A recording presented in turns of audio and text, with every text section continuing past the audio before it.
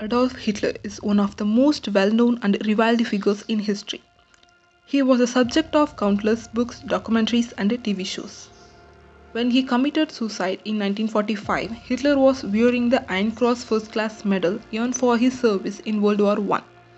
The honor was especially important to Hitler, who had portrayed himself as a hero during the conflict.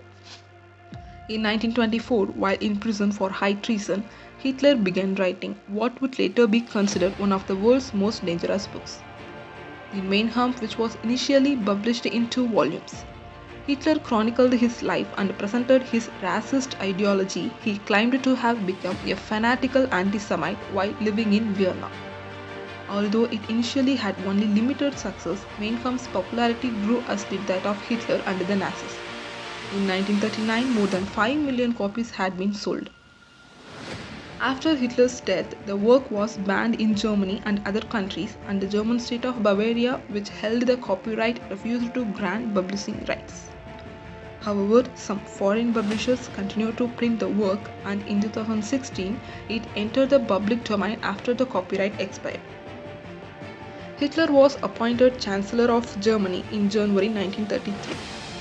While much has been made of Hitler's failed career as an artist, he was rejected by the Vienna Academy of Fine Arts and lived in poverty trying to sell his work.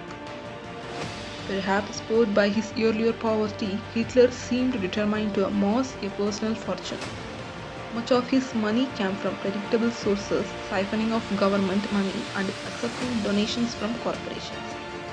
He used his vast wealth, which some estimated was about $5 billion, to amass an extensive art collections, purchase fine furnishings, and acquiring various properties.